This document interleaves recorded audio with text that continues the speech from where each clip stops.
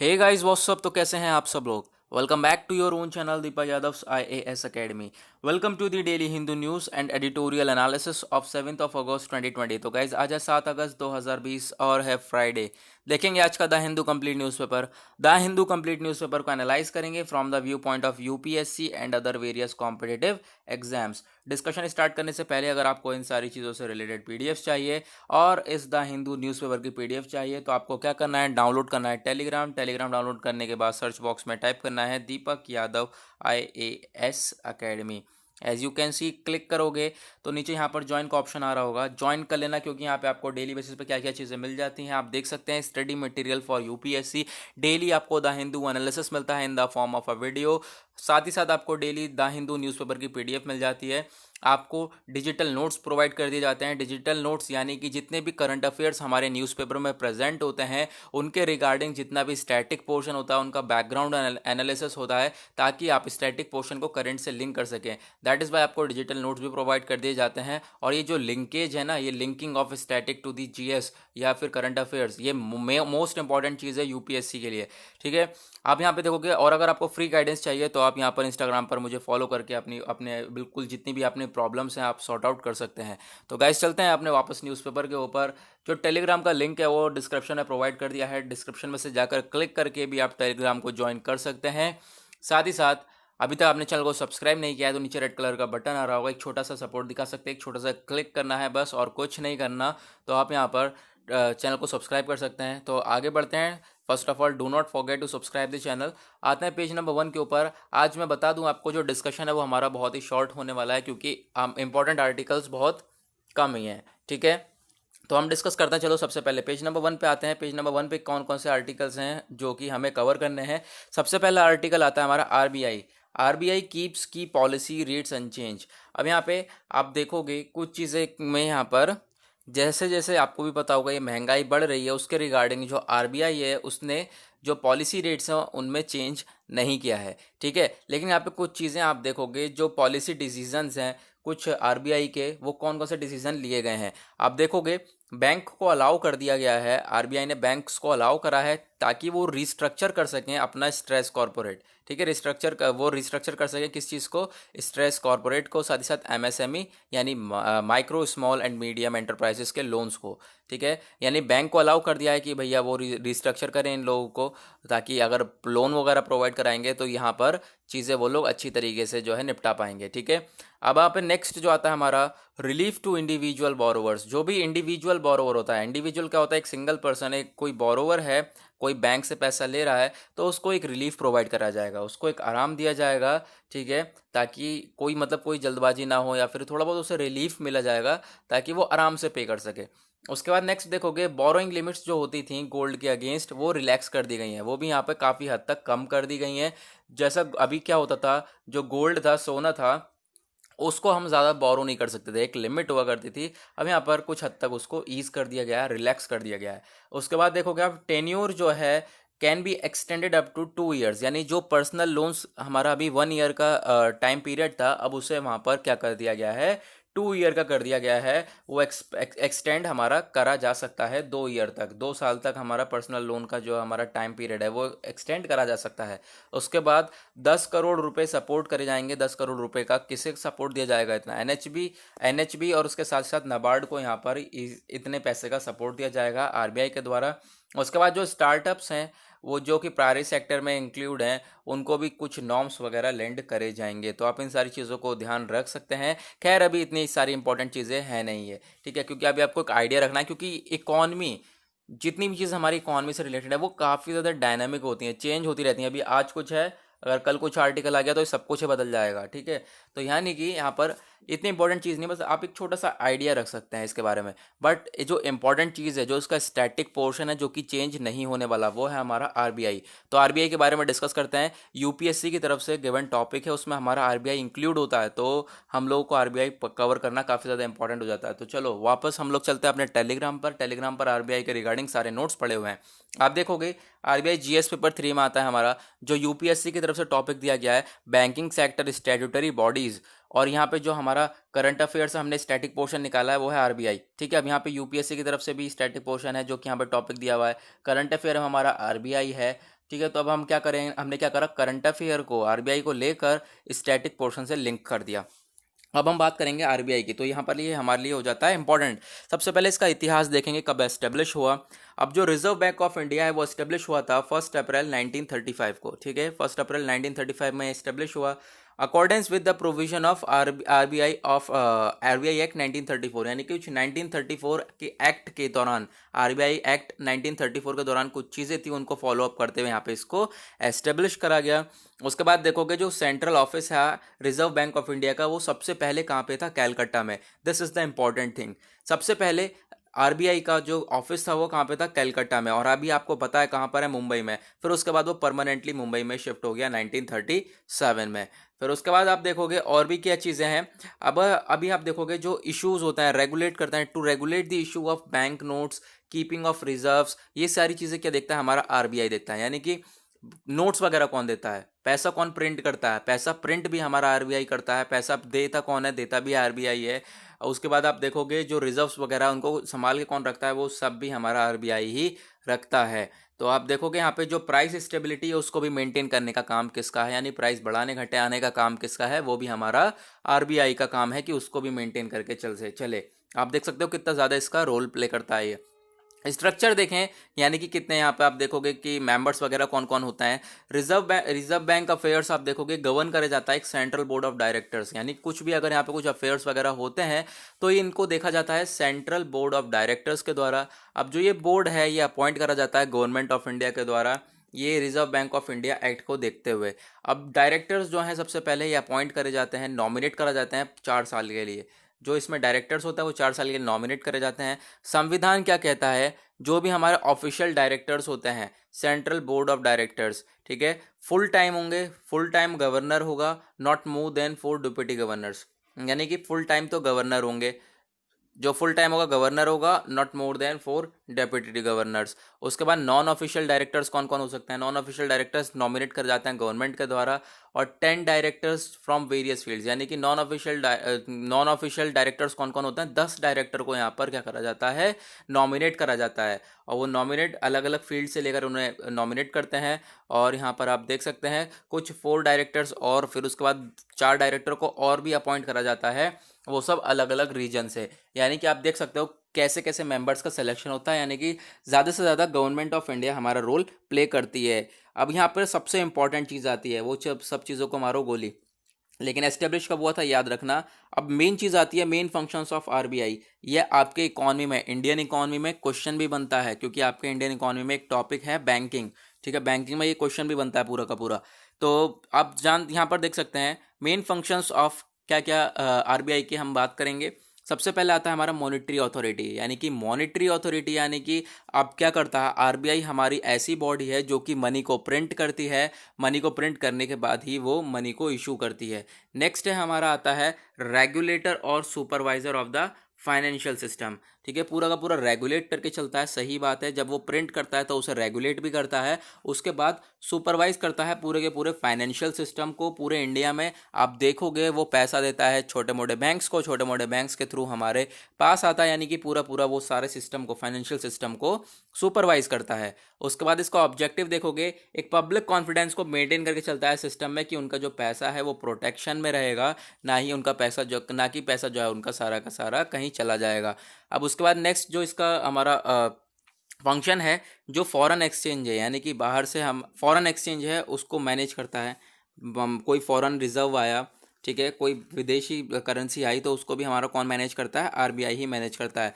उसके बाद issuer of currency, इसके हमने बात करी ली, यानी कि सबको करेंसी सप्लाई करता है, ये तो हमने बात करी ली। जो नोट्स वगैरह होते हैं वो कौन सप्लाई करता है, हमारा आरबीआई सप्लाई करता है। उसके बाद डेवलपमेंटल रोल, ऑब्वियस सी बात है, जब इतना सब काम कर रहा है तो डेवलपमेंटल रोल तो प्ले करना ही करना है।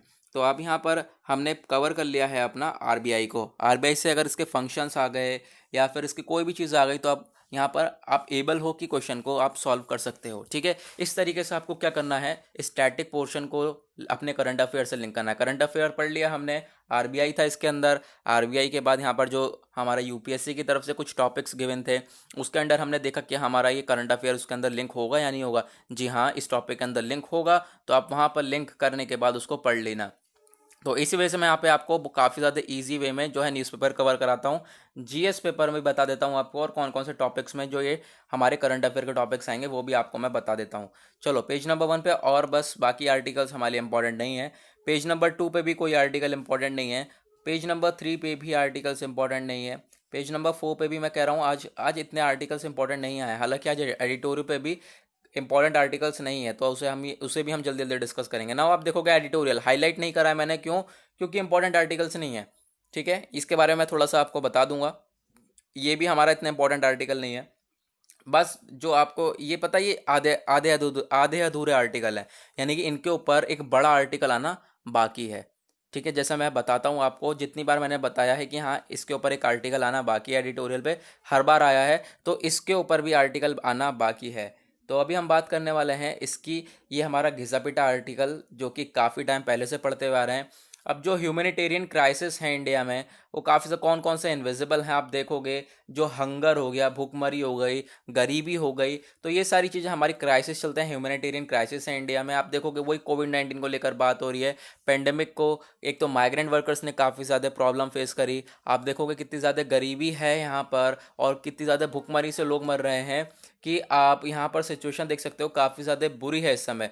तो ये काफ़ी ज़्यादा क्राइसिस हो रहे हैं, और इनको हम मेंटेन कैसे कर। अब उसके बाद यहाँ पर ये सारी चीज़ें बताई गई हैं, ठीक है, यहाँ तक। फिर उसके बाद यहाँ पर क्या बताई गई हैं, कैसे हम लोग उसको रेगुलेट कर सकते हैं, कैसे हम लोग कंट्रोल कर सकते हैं। कंट्रोल कुछ स्कीम्स वगैरह हैं, या पैसा प्रोवाइड करके, या ये चीज़ प्रोवाइड करके, कुछ स्कीम्स वगैरह लॉन्च करके, ठीक है, इसके थ्रू हेल्प करके, वही सारी चीज़ें हैं। इसके बारे में लॉट्स ऑफ बार हम लोग डिस्कस कर चुके हैं, आपके पास काफ़ी सारे पॉइंट्स ऑलरेडी आपके पास होंगे। ठीक है, तो इसे हम डिस्कस नहीं करेंगे, क्योंकि फालतू में टाइम वेस्ट करने से कोई फ़ायदा है नहीं। क्योंकि आर्टिकल अगर ऐसा आना है तो आपको अपनी तरफ से ही लिखना है। नाउ नेक्स्ट आर्टिकल मैं आपको ये वाला बताता हूँ, ग्राउंड ब्रेकिंग।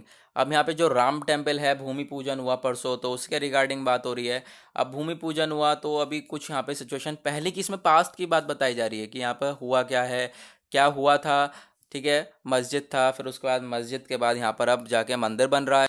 कितना ज़्यादा इसको लेकर, इस इशू को लेकर कितना ज़्यादा स्ट्रगल हुआ है अभी तक। काफ़ी टाइम पहले से 1992 से लेकर अभी तक यहाँ पर स्ट्रगल ही चल रहा है। तो अब फाइनली जाकर एक जो है डिसीज़न लिया गया है, जो कि यहाँ पर एक अच्छा डिसीज़न माना जा रहा है। तो ये सारी चीज़ आर्टिकल में बताई जा रही है। बट मैं आपको इन सब चीज़ों से हटकर एक इंपॉर्टेंट चीज़ बताने वाला हूँ। अब जो राम टेम्पल है वो किस तरीके से बनने वाला है, तो चलते हैं टेलीग्राम के ऊपर। मैंने पोस्ट भी करा था, पता नहीं आप लोगों ने देखा नहीं देखा, क्योंकि वो काफ़ी ज़्यादा इंपॉर्टेंट टॉपिक बन जाता है। अभी आप देखोगे जो राम टेम्पल है वो हमारा इस तरीके से बनने वाला है, राम मंदिर। और ये जो टॉपिक है ये बहुत इंपॉर्टेंट है हमारा इंडियन आर्ट एंड कल्चर में। इंडियन आर्ट एंड कल्चर हमारा एक टेम्पल आर्किटेक्चर है। अगर आपने इंडियन आर्ट एंड कल्चर की सीरीज़ देखी है तो आप देख सकते, अगर आपको पता होगा, वरना आप देख सकते हैं, मैंने चैनल पे पूरी की पूरी यहाँ पे सीरीज़ जो है काफ़ी हद तक अपलोड कर रखी है। 21 टू 25 लेक्चर्स जो है अपलोड कर रखे हैं, तो आप जाके सीरीज़ देखना। उसमें टेम्पल आर्किटेक्चर मैंने बिल्कुल इतनी अच्छी तरीके से समझाया है, और उसी तरीके से जो है हमारा ये टेम्पल बन रहा है। सबसे पहले हमारा शिखर है, फिर गर्भगृह बनेगा, कुडू मंडप बनेगा, नृत्य मंडप बनेगा, रंग मंडप, ये सब मैंने पता है सारे टॉपिक जो है इंडियन आर्ट एंड कल्चर में पढ़ा रखे हैं। तो इसी तरीके से मंदिर बनने वाला है। कंस्ट्रक्शन पीरियड 3 साल कम से कम लगेगा। Style of architecture Nagara Nagara school, Nagara, आप देखा होगा नागरा स्कूल ऑफ आर्किटेक्चर जो था, ठीक है, इसको मैंने कवर कराया है आर्ट एंड कल्चर में। तो ऐसा स्टाइल में बन रहा है। उसके बाद डोम्स कितने, 5 डोम्स हैं। नंबर ऑफ पिलर्स 360 पिलर्स हैं। आप देखोगे 161 फीट का यहाँ पे टेम्पल बनेगा। टोटल एरिया 10 एकर्स है, और कॉम्प्लेक्स एरिया यहाँ पर आप देखोगे 57 एकर्स। यानी कि आपको सारी चीज़ें प्रोवाइड कर दी गई हैं, सिर्फ और सिर्फ एक पिक्चर के थ्रू आपको पूरी चीज़ क्लियर हो गई है। तो इसके बारे में अगर आपने इंडियन आर्ट एंड कल्चर वाला लेक्चर देखा है, टेम्पल आर्किटेक्चर, मैं आपको रिकमेंड कर रहा हूँ, तो प्लीज़ जाकर आप देखना, तभी आपको ये जो है ये आर्किटेक्चर समझ में आएगा। क्योंकि मैं वहाँ पर मैंने एक एक टॉपिक, गर्भगृह क्या होता है, और शिखर क्या होता है, मंडप क्या होता है, जो हॉल वगैरह होते हैं, ये सारी चीज़ें क्या क्या होती हैं, नागरा स्कूल ऑफ आर्किटेक्चर के फीचर्स क्या हैं, ये सब चीज़ें मैंने कवर कर रखी हैं। तो आप जाकर उन्हें देख सकते हैं। तो चलो, मैं आपको बस खाली ये बता रहा था कि वो काफ़ी ज़्यादा इंपॉर्टेंट हो जाता है हमारा।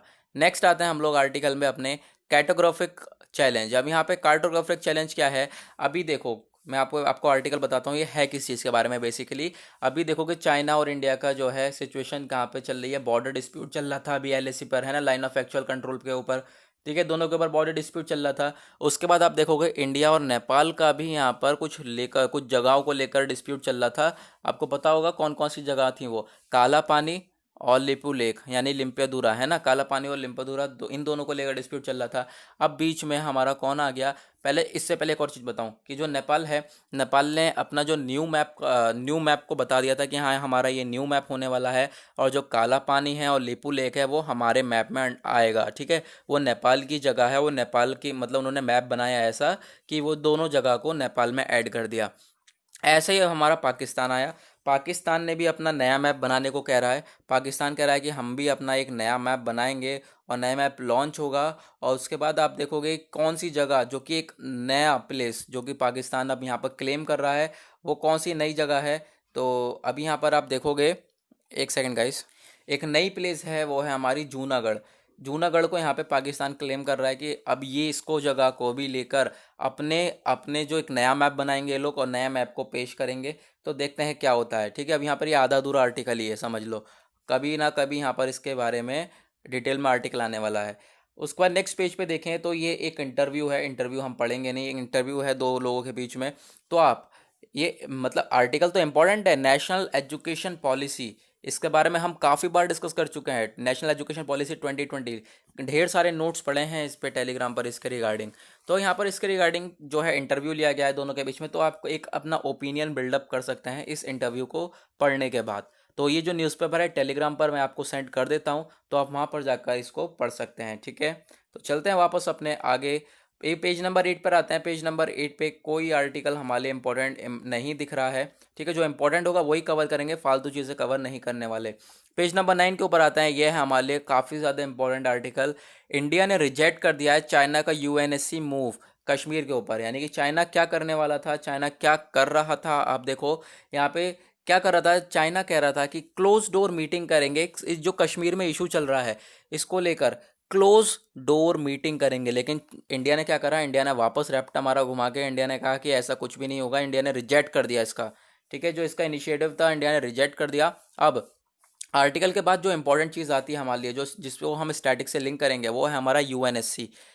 ठीक है, United nation security council, that is the important thing, important body. तो चलते हैं टेलीग्राम पर यूएनएससी के बारे में सारे नोट्स मैंने प्रोवाइड कर दिए हैं, तो टेलीग्राम को ज्वाइन कर लेना। जैसे मैं बार बार कह रहा हूँ, ये सारी चीज़ें आपके पास फ्री ऑफ कॉस्ट जाएंगी।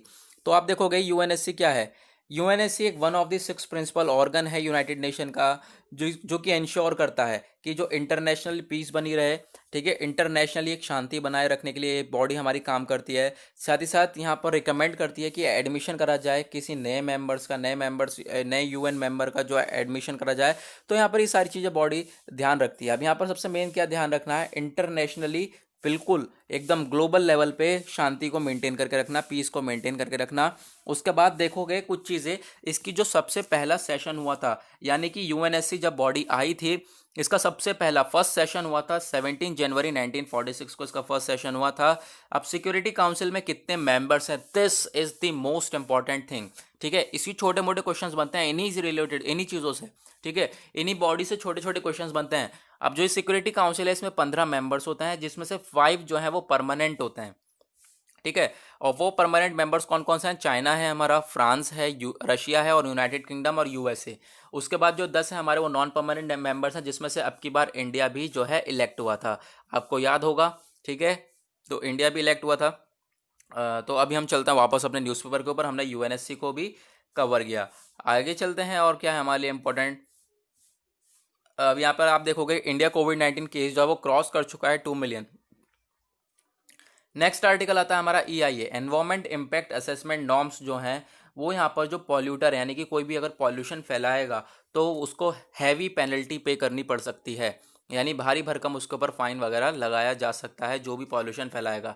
ऐसा हमारा EIA के द्वारा कहना है। ठीक है, इसको लेकर तो हमारा क्या है, EIA एनवायरमेंट इम्पैक्ट असेसमेंट, जिसके बारे में हमने काफ़ी बार डिस्कस किया है। नाउ टुडे आज भी हम लोग उसको डिस्कस करने वाले हैं।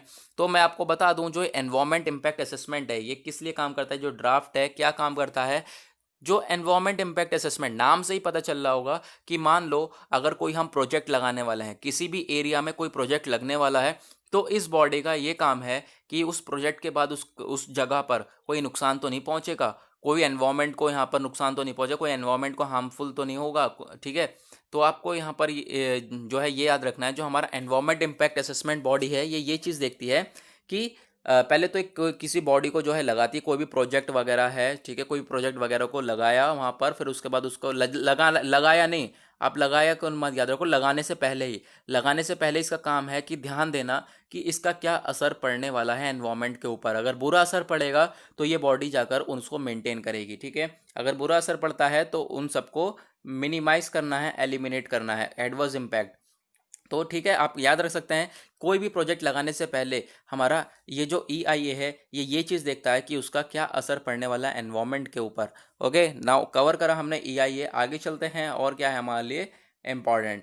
पेज नंबर 11 पे आता है हमारे लिए इम्पोर्टेंट CBI, ठीक है। CBI के बारे में काफ़ी बार डिस्कस कर चुके हैं, सेंट्रल ब्यूरो ऑफ इन्वेस्टिगेशन। बार बार यहाँ पे आप देखो takes over probe in Sushant case, Sushant death case. अब यहाँ पे देखोगे सुशांत की जो डेथ हुई, ठीक है, तो उसी के रिगार्डिंग बार बार जो है CBI की जांच कराई जाए, CBI की जांच कराई जाए। तो ये डेली बेसिस पे हमारा CBI आ रहा है। तो काफ़ी टाइम से जो है आपने बताया होगा, शायद 2-3 दिन पहले बताया होगा। तो आज मैं बताने वाला हूँ आपको CBI के बारे में, सेंट्रल ब्यूरो ऑफ इन्वेस्टिगेशन। ये है क्या बॉडी एक्चुअली? तो CBI जो हमारी एक प्रीमियर इन्वेस्टिगेशन ऑफ इंडिया है, ठीक है, एक प्रीमियर बॉडी है। और उसके बाद आप देखोगे जो ये केसेस देखती है, छोटे मोटे केसेस नहीं देखती, ये एक हाई प्रोफाइल केसेस को देखती है। साथ ही साथ इकोनॉमिक क्राइम्स हो गया, स्पेशल क्राइम्स हो गया, और केसेस रिगार्डिंग टू करप्शन वगैरह हो गया। तो इन सब चीज़ों से रिगार्डिंग जो है हमारी CBI बॉडी ये सारी चीज़ें केस देखती है। उसके बाद आप देखोगे जो CBI का हेडक्वार्टर है, ये इंपॉर्टेंट चीज़ है, हेडक्वार्टर इसका न्यू दिल्ली में, और CBI का हेडक्वार्टर न्यू दिल्ली में है। और इसका जो अभी डायरेक्टर हैं वो कौन है? ऋषि कुमार शुक्ला अभी इसके करंट डायरेक्टर हैं। नाउ वापस चलते हैं अपने न्यूज़पेपर के ऊपर और चलते हैं आगे, देखें और क्या है हमारे लिए इम्पोर्टेंट। पेज नंबर 13 पे आते हैं, कोई आर्टिकल इम्पोर्टेंट, ये हमारा खैर आप देखोगे वर्ल्ड से रिलेटेड न्यूज़ हैं तो आप इनका आइडिया ले सकते हैं। एक आप जैसे वर्ल्ड से रिलेटेड न्यूज़ आती है ना, तो आप एक काम करा करिए, जितनी भी कंट्रीज़ मेंशन्ड हों हमारे वर्ल्ड, जो पेज नंबर आता है वर्ल्ड, ठीक है, तो इस पर जितनी भी कंट्रीज़ मेंशन हो तो उसको आप मैप में ज़रूर निहार लिया करना, ठीक है। एटलस में ज़रूर देख लेना कि वो इंडिया के कंपैरिजन में कहाँ पर लोकेटेड है और उसके इर्द गिर्द क्या क्या चीज़ें पाई जाती हैं। अब आप देखोगे जो है हमारा FB हो गया, ट्विटर हो गया, ये एम लिया कि जो ट्रंप की मिस इन्फॉर्मेशन, आपको पता होगा ट्रंप हमेशा जो भी चीज़ होती है ट्वीट कर देता है, तो जो मिस इन्फॉर्मेशन है उसके ऊपर स्टेप उठाएगा, ठीक है। उसके बाद आप देखोगे एक यहाँ पर आर्टिकल क्या आता है, जो टिकटॉक है वो ओपन कर रहा है आयरलैंड डेटा सेंटर यूरोप के लिए। तो आप यहाँ पे ये सारी चीज़ें देख सकते हो। खैर इतनी इंपॉर्टेंट नहीं है, मैंने इस वजह से यहाँ पर कोई चीज़ें हाईलाइट नहीं करी हैं। तो आगे चलते हैं, बस खाली जो कंट्रीज़ हैं उनकी आप लोकेशन ज़रूर देख लेना। जैसे जर्मनी हो गया, जर्मनी अभी मैंशन था। तो अब यहाँ पर ये सारी चीज़ें जो हैं आप देख सकते हो। लेबनन हो गया, लेबनन में कल सिचुएशन भी बहुत बुरी देखने को मिली, परसों जो ब्लास्ट हुआ अमोनियम नाइट्रेट। अब चलो बात करते हैं फिलहाल अपने पेज नंबर 15 के ऊपर आता है, जो है हमारा बिजनेस पेज। यहाँ पे क्या हो गया है, जो इन्फ्लेशन है वो ऐसे ही स्टे रहने वाला है। RBI का कहना है जो इन्फ्लेशन है, जो महंगाई है, ऐसे ही बढ़ती रहेगी अभी तो फिलहाल, ठीक है, जैसे अभी चल रहा है। उसके बाद चलते हैं आगे। आगे क्या चलें, हम लोगों ने कर लिया है न्यूज़पेपर कवर, ठीक है, हमने यहाँ तक न्यूज़पेपर हमारा पूरा का पूरा कवर कर लिया है। तो गाइज़ अभी तक आपने चैनल को सब्सक्राइब नहीं किया है तो नीचे रेड कलर का बटन आ रहा होगा, सब्सक्राइब कर देना और बेल आइकन ज़रूर प्रेस कर देना। और गाइज़ अगर आपको टेलीग्राम पर ये सारे नोट्स चाहिए बिल्कुल free of cost, then you can join. आप यहाँ पर टेलीग्राम का लिंक मैंने डिस्क्रिप्शन में प्रोवाइड कर दिया, आप जाकर टेलीग्राम को लिंक क्लिक करके भी जाकर ज्वाइन कर सकते हैं। तो गाइज़ आज के लिए बस इतना ही, मिलेंगे आप लोगों से कल। आज के लिए बाय बाय।